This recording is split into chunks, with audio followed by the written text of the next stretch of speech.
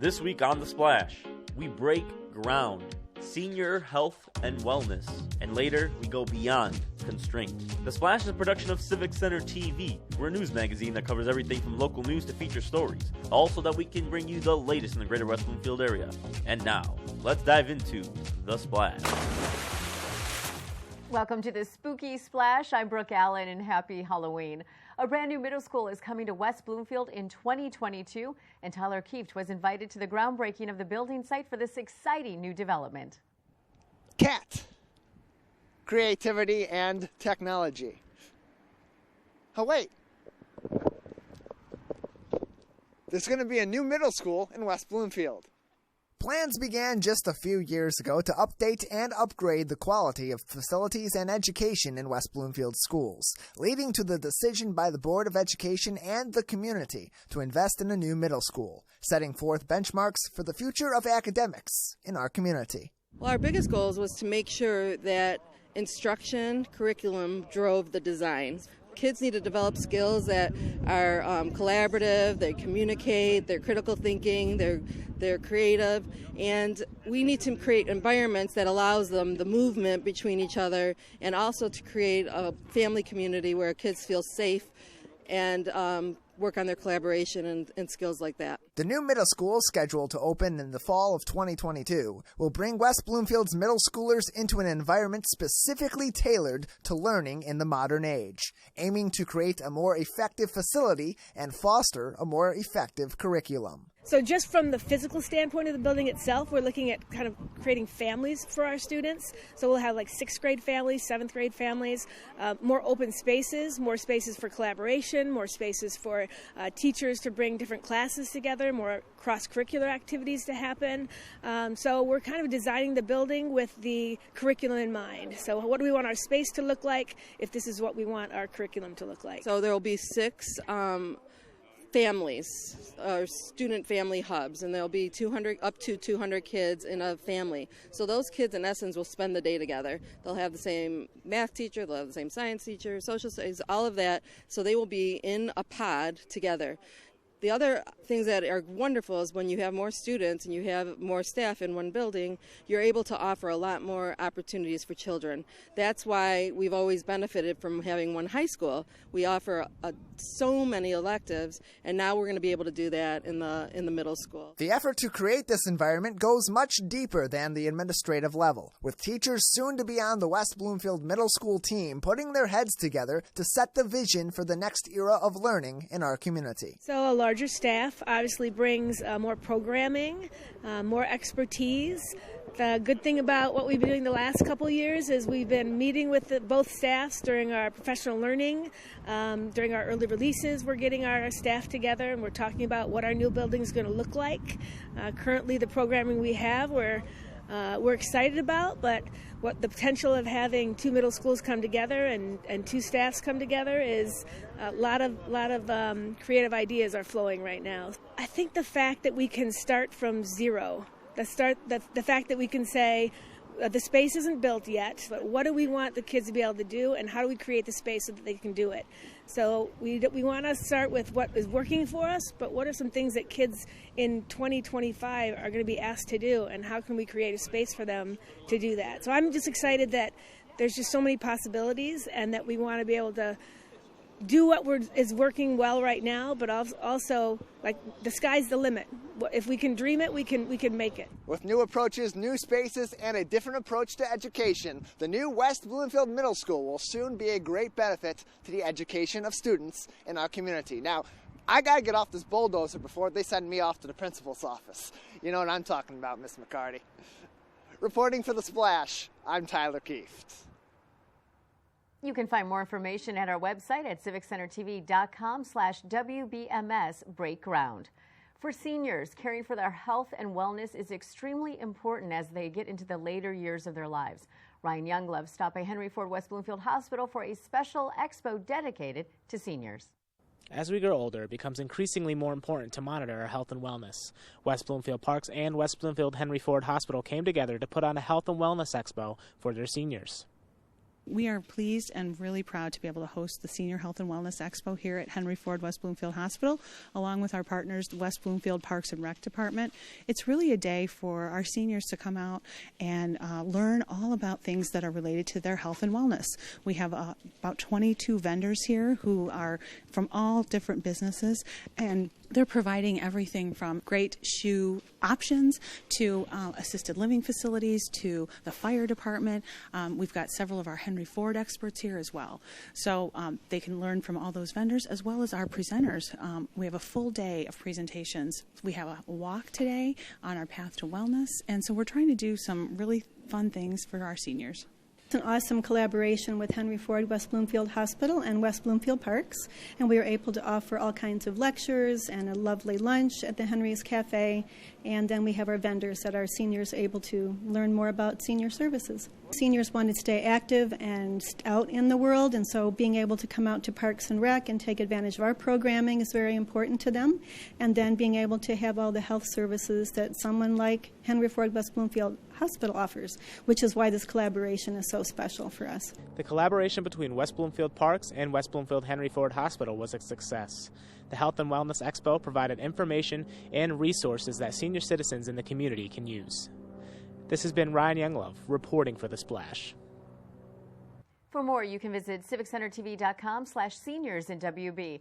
Later in the show, we visit an art gallery as well as a dark interview with the Night Nature Alliance. Don't go away. You're watching The Splash on Civic Center TV. This hour of programming is brought to you in part by Henry Ford West Bloomfield Hospital. 10 years ago, Henry Ford Health Systems celebrated the grand opening of its West Bloomfield Hospital. Since then, they've celebrated innovative new technologies, medical breakthroughs, and unique approaches to health and healing. To learn more about Henry Ford West Bloomfield Hospital, visit henryford.com/West Bloomfield 10. Henry Ford West Bloomfield Hospital is a proud sponsor of Civic Center TV, television that's close to home. There's Friday nights on the gridiron, then there's This Week in Laker Football. Join Dave Scott and head coach Ron Bellamy as they talk about the last week's game, preview the upcoming matchup, and talk to some of your favorite players and your favorite people from West Bloomfield High School. Airing weekdays at 4 p.m. and 8 p.m. on Civic Center TV and on the radio on 89.3 Lakes FM. And now, back to The Splash on Civic Center TV. Welcome back to the Spooky Splash. I'm Brooke Allen. Thanks for being with us. An art gallery in West Bloomfield is bringing art and activism to the community. Jay Kustash checked out the Beyond Constraint exhibit at the Jewish Community Center to see what it's all about. I'm here visiting the Janice Carrot Gallery to take a look at the brand new exhibit put on by the Birmingham Society of Women Painters.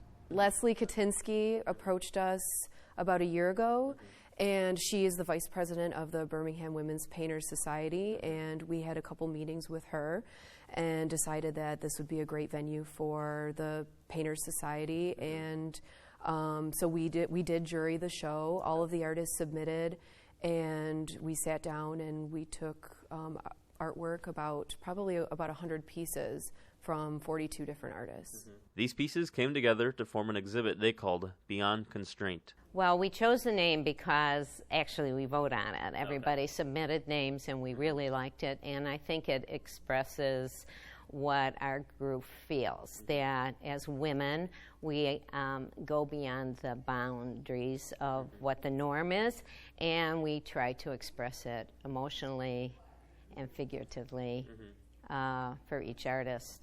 The Birmingham Society Women Painters provide support to local artists, helping with honing their skills and getting their work seen. The Birmingham Society of Women Painters is a group made up of all women, and it was started in 1944 because they wanted to educate and have a place for women who wanted to paint. Our group is made up of many women of many different ages from all over the metropolitan area of Detroit. We also are very interested in educating our people, our members, and going to different workshops. We're always developing, and we always have a very special artist come in. That's one of the things we do. And talk about how they created their art and how they developed to be an artist. It's a wonderful group of people. We do about 5 or 6 shows a year, which some of them we curate, some of them we put out a call for art where people can apply to the show and we jury it, or we have outside curators that curate the show and bring the artists in. We try to jury an artwork that is original in concept, crafted well, and also how it hangs in the space, and also how it kind of plays off of the other artwork. Leslie not only helped set up the show, she's also one of the featured artists. So this is market day, and usually when I do a painting, I use a photo that I've done myself. Okay. And I happened to be in Africa at the time, and this was along the Zambezi River, and this was a little market when we got off the boat, and this woman was there. And I usually have painted many portraits of all my grandchildren and for other people, and I decided that this painting, this is for me. This exhibit helps with benefiting both artists and the culture of this community. Reporting for The Splash, I'm Jay Kustash. To learn more on this story, you can visit civiccentertv.com/beyond constraint. And now it's time for the Civic Center TV event update, where we provide you with upcoming events around Greater West Bloomfield. And for more events coming up, visit civiccentertv.com/events.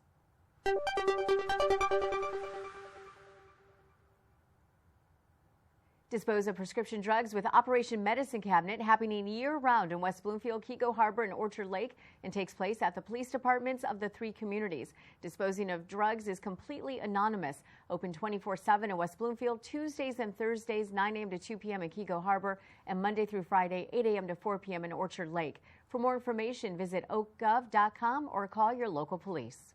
Hey you, yeah you, do you enjoy songs and stories? Well then you are in luck thanks to Stories and Songs at the Library. Every Thursday from 10 to 10:30 a.m. visit West Bloomfield Public Library for special dual-lang stories as well as, you guessed it, songs. Admission is free, and for additional information head to westbloomfieldlibrary.org. Come to Henry's Market on Main. This market hosts a variety of fresh, locally grown produce, as well as baked goods, salsa, and many other delicious products, including free samples. Learn from expert chefs how to prepare a meal with the ingredients grown from Henry Ford's very own greenhouse. The market opened Wednesdays from 9 to 5 and is free and open to the public. For more information, go to henryford.com. Get creative at the library. Children ages 2 to 5 are invited to the Little Artist class to use their imagination and creative skills to create many different fun crafts at the West Bloomfield Public Library. The class will run every Monday from 10 to 10:30 a.m. No registration required. For additional info, visit westbloomfieldlibrary.org. It's about time you benefit your baby's brain by browsing books. Books and Babies taking place at the library Fridays from 10:30 to 11 a.m. This group introduces babies to books in an effort to stimulate and improve brain development. Along with books, there will be puppets, rhymes, and finger plays. Go to westbloomfieldlibrary.org for more information on the event.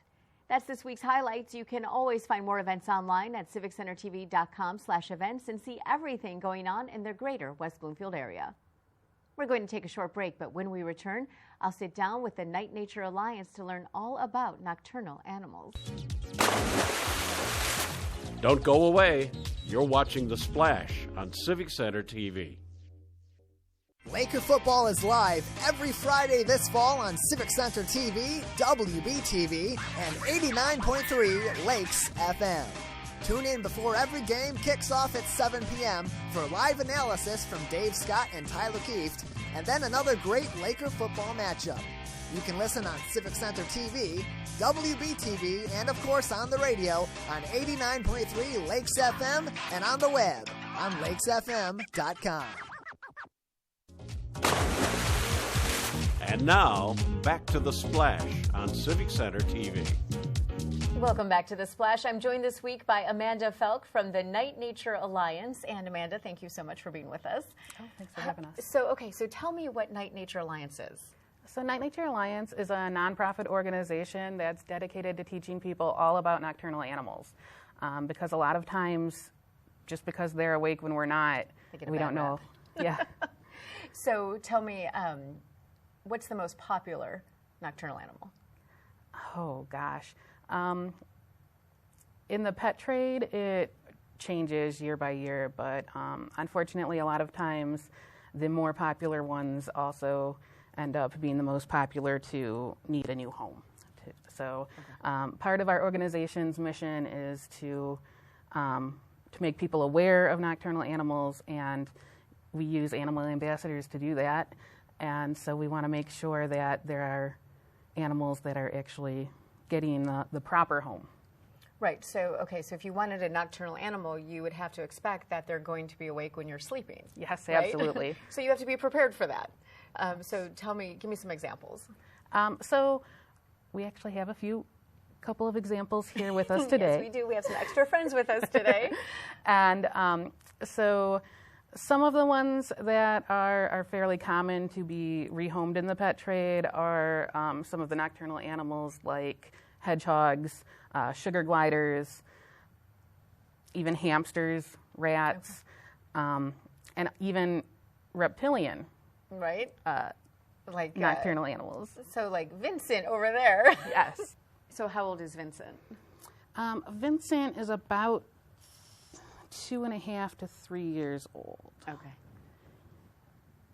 And oh, there he is. Hi. An African ball python. And are they friendly? What do you need to know if you want a python? Well, pythons, like Vincent, can grow fairly decent size. Okay. So you do need to have an enclosure for him that's at least long enough for him to lay from one end to another. And the females can get even larger, so they can get up to about 6 feet long. So this is as long as he's going to get? This is approximately as long as he'll get. Okay. Yes. So they do tend to grow throughout their lives, but it's a very minuscule amount once they're at adult size. Okay. So is Vincent looking for a home, or is he good? No, Vincent is going to stay with us for the rest of his life. We're committed to taking these animals in, and he's going to be part of our program on nocturnal pets, roommates that keep you up all night. Oh, okay. All right. So he is one of your animal ambassadors. He is one of our animal ambassadors. Yes. Okay. So tell me a little bit about him. What does he eat? Do I want to know? Well, he eats rodents. So usually mice or rats, and that's about once a week or so. Okay. To once every 9 days.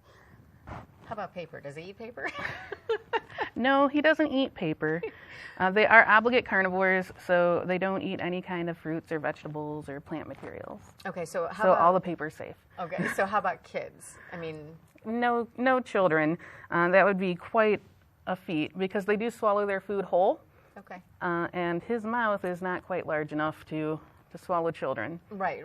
But he would, would he be okay around kids or what? Yes, since he is one of our animal ambassadors, he is fairly used to being handled around crowds of people at different events and things. We do not allow the public to touch our animals just because it's a little more comfortable for them. Right. But so he knows. They can get a look knows you up close, right? Yes. So he's comfortable with you clearly and knows you. So it's just like my dog, right? So it's just a little bit different, but they're a little different. A pet is a pet, yes. right? And you have to care for them and love them. Absolutely. So what is the one thing you can tell us that's special about Vincent? That Vincent and ball pythons in general, they actually also go by the name regal python because they were considered to be jewelry for Queen Cleopatra. Okay. And that's how he's like wrapping himself around your arm right now. Like you can see how that happens. Right. So kind of a regal animal, like you just said. Yes. And so is he up all night? Is that the deal? Well, he does most of his activity is at night. Okay.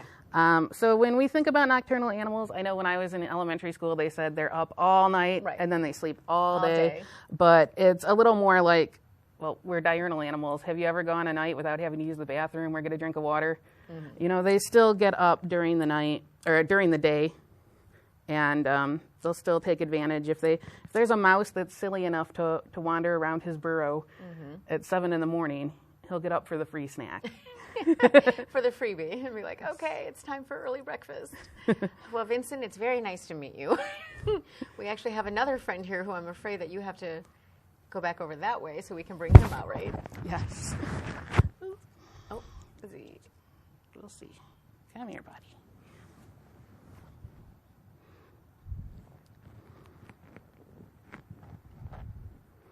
So if anyone wanted to help out the Night Nature Alliance, because you guys are a nonprofit and you are trying to get a standalone building, correct? Yes.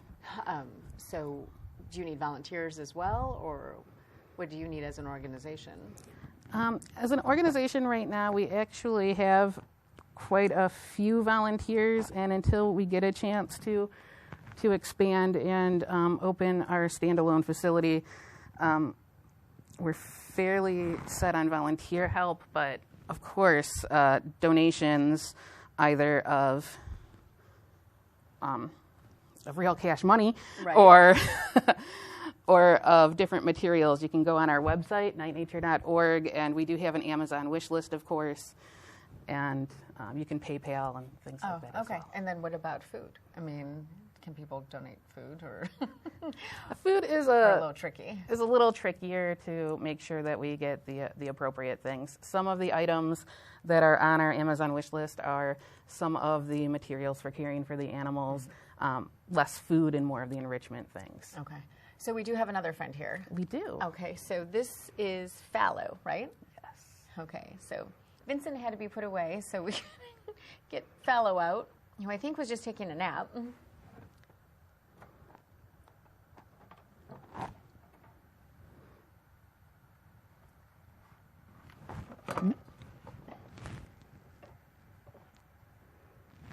Okay, buddy. Hi. So tell us about Fallow. So Fallow is one of our brown rats. We have several that have come to different events with us, and they also come to some of our programming. And they are definitely one of the nocturnal pets that we recommend if you do want a nocturnal pet. But this is one of the more personable ones, and one of the more adaptive to our schedule. Right. And so obviously he would always be in a cage, right? Or do you let him out and play? And oh no, all of our animals get time outside of their enclosures as part of their enrichment policies. We put different things in for them to play with, things like pumpkins around Halloween, and we also let them out to exercise in safe environments. Oh, okay. So, Fallow, what do you eat? Cheese? No? Is that a misconception? Well, they'll eat a little bit of everything. They are omnivores. So if given the opportunity, yes, cheese. But a healthier diet, just like us, is includes a lot more plant materials and some lean meats. Okay, so how old is Fallow? Fallow is about 1.5 years now. Okay, so is that considered an adult, or? He is an adult. He is an adult? Absolutely, okay. Yes. Rodents grow up quickly because unfortunately they don't last very long. Oh, okay. That is actually another plus of having a rat as a pet, is that you're not making a 20-year commitment necessarily. Right. So a lot of times, like the ball pythons or other nocturnal animals can live 20 or even 30 years. Is he, where are you going? It's just exploring. Yes, exactly. But he needs to stay away from Vincent, correct? Yes. That would be bad. Well, thank you so much for bringing them here. I've never seen a python in person, and a rat I've only seen. I mean, he's actually very cute. He is, so absolutely. the misconception is that they're kind of yucky and you don't want them around. But, absolutely. I mean, he's very sweet. Well, they can, they can be susceptible to diseases the same as that can cross to us, and mostly through parasites that they can have in the wild that can cross to us. But obviously, one that is in captivity is certainly well cared for and doesn't come into those diseases. Right. So the biggest thing, I guess, when you have any pet is to always wash your hands. Yes. Right. So obviously that's the thing to keep you safe. Yes. And your animals as well. Absolutely. Okay. Especially between Vincent and Fallow. Right. It's always important to wash. Okay, so if anyone was interested in contacting Night Nature Alliance, what would they do? They go to the website? Yes, or? they can go to our website, nightnature.org, or our 1833 NNA WILD is our phone number. Okay. If you have any questions about nocturnal animals, wildlife, or pets, we'd be happy to do our best to answer your questions. And you're going to be actually out in West Bloomfield. We are. We're going to be doing a program on nocturnal pets on November 7th. Okay, so that's right around the corner, so we'll look forward to seeing you there. And again, thank you so much for coming out. And it's kind of like you have a misconception of these animals, and seeing them in person, I don't know that I'd want to get one, but no, it's very interesting, and it's good to get the word out and to let people know that they can have them as pets, and they can be cuddly, obviously, right? So thank you. And once again, we've been joined by the Night Nature Alliance, and Amanda Felk has been here with us today.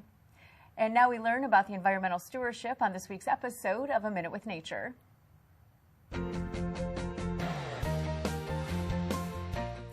Hello and welcome to Minute with Nature. I'm your host, Lauren Azuri, the park naturalist for West Bloomfield Parks. And we're inside the nature room today talking about environmental stewardship, or how to be a good environmental steward of our land. Well, what is stewardship? It really just means the job of supervising or taking care of something. But because we're talking about environmental stewardship, we're talking about taking care of the earth.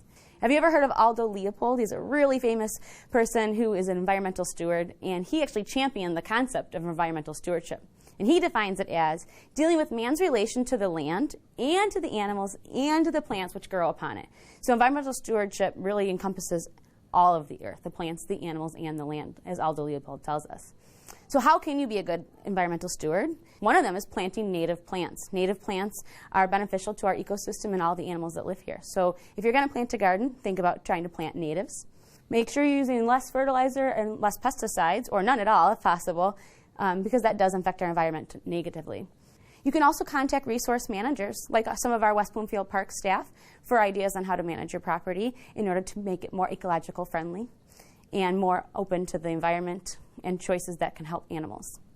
A good resource for managing invasive species would be our Oakland County SISMA. If you have invasive species on your property, it's best to remove them. Invasive species don't belong here, they didn't originally grow here, and they have no ecological value. So plants and animals here cannot use invasive species. So the best thing to do is remove invasive species and make room for new native species that have more ecological value and will bring better plants and animals to your yard.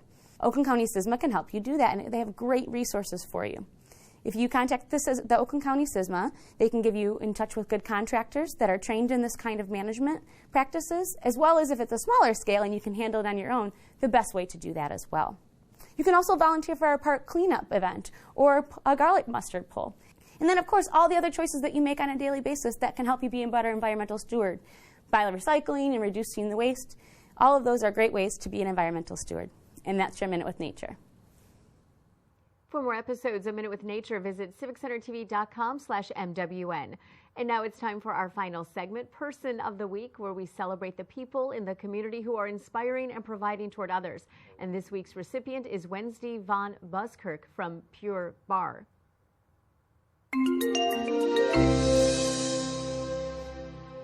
Wednesday is the manager of the newly renovated Pure Bar in West Bloomfield. Pure Bar is an innovative exercise technique, bringing targeted exercises with dancing to create a fun and tough workout to those who attend the classes. She wants to bring health and wellness to the community, and using the specialized exercise technique from Pure Bar, she can do exactly that. The music at Pure Bar is an essential part of the workout, shaping the tempo at which the exercises are performed, as well as making the exercise a lot more fun. This dedication to health and fun in our community is what makes Wednesday our Person of the Week.